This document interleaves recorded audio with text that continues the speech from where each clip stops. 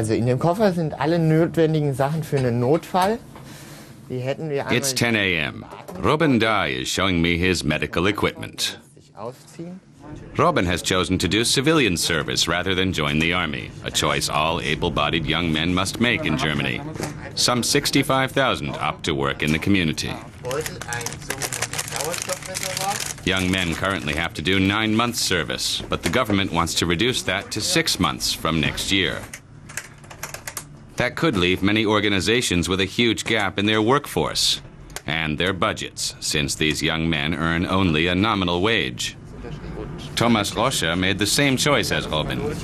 They may be among the last of their kind to ride in an ambulance. If the term of service is reduced, there will be no point training assistants like these two. I spent a day with them to find out what these young men actually do and what the effect of cutting the service to 6 months will be.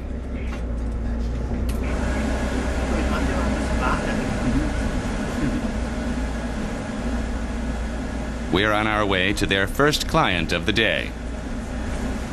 It's a routine job, Robin and Thomas tell me, taking an elderly lady to her dialysis appointment.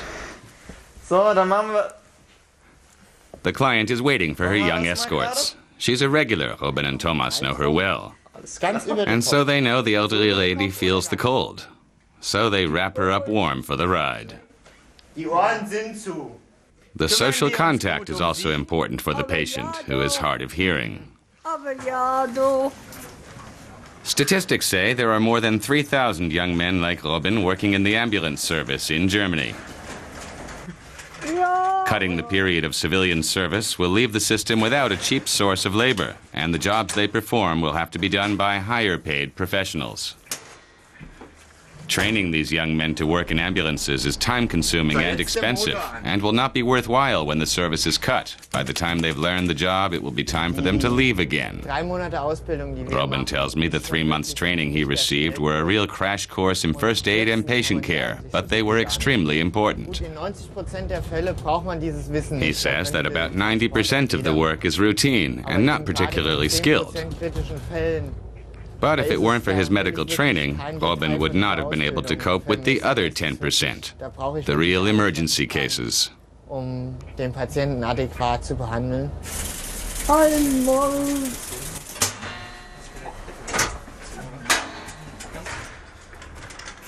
While Robin and Thomas take their client to her dialysis appointment, I meet up with Bastian Hartig in the hospital canteen for lunch. Genau. Rafid is also serving out his 9 months alternative service. His job is to help people with disabilities cope with everyday life. Nico Kousaksidis is one of those people. His disability makes it difficult for him to perform physical tasks, and he's reliant on help in many aspects of his day-to-day life. A cut in the service will mean an even faster turnover of assistance for Nico, making an already awkward situation even more difficult.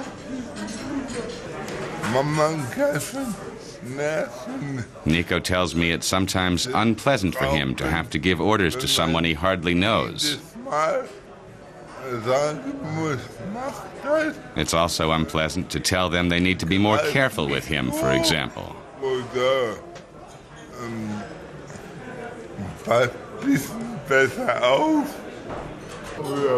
I can imagine the situation can also be awkward for the helper, too, at least at first. Rafid says that's true. I ask him what was most difficult for him to get used to. Rafid tells me how strange it was to be given access to a stranger's most intimate and private life.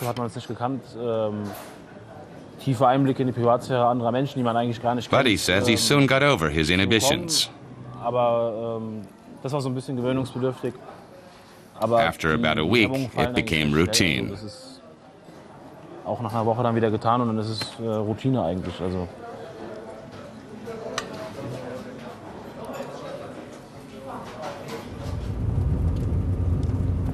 Rafid takes me with him to his next client.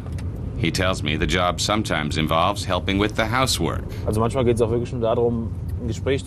But sometimes, he says, it's really about social contact and giving people a structure to their day.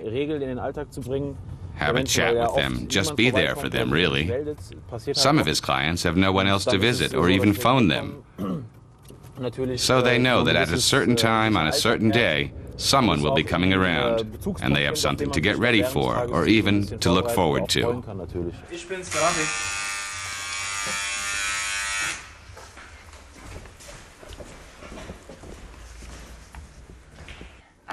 Gertrud Lochbieler is one of Rafid's favorite clients.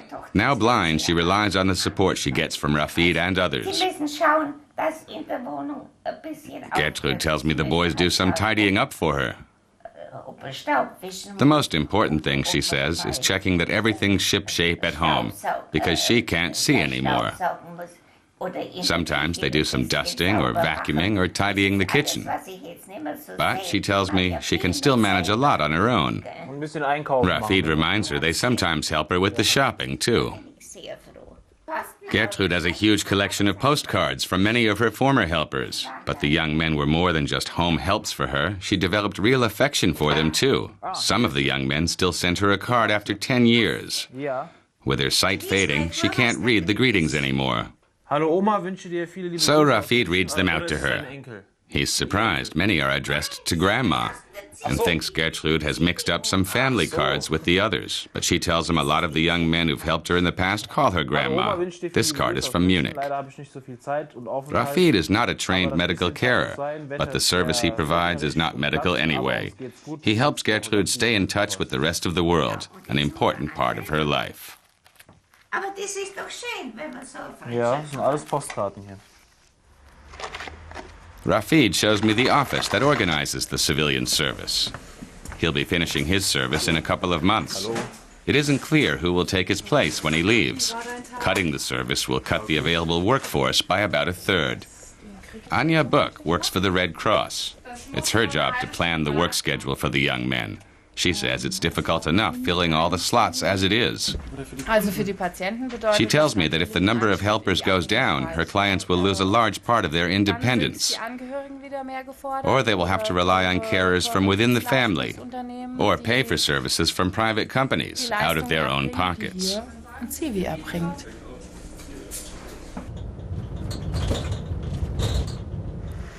I've been on the road for nearly 8 hours now. 1, 2, 3. Jawohl. Robin Dye and Thomas Roscher are on their final run, taking a client home.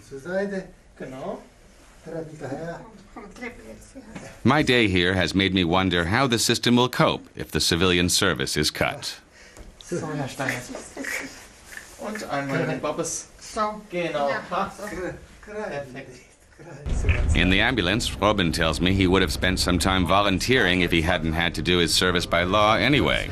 He says the 9 months have been a valuable experience for him. He says all the experiences he's had during his time here have been really important to him, especially for his own development as a person. Now, a hard day's work is drawing to a close. I've learned how important this alternative army of young helpers is to Germany's social service system. Organizations like the Red Cross know that too, of course, and they can only hope that enough young people will volunteer to serve. I get the feeling that everyone would profit from that.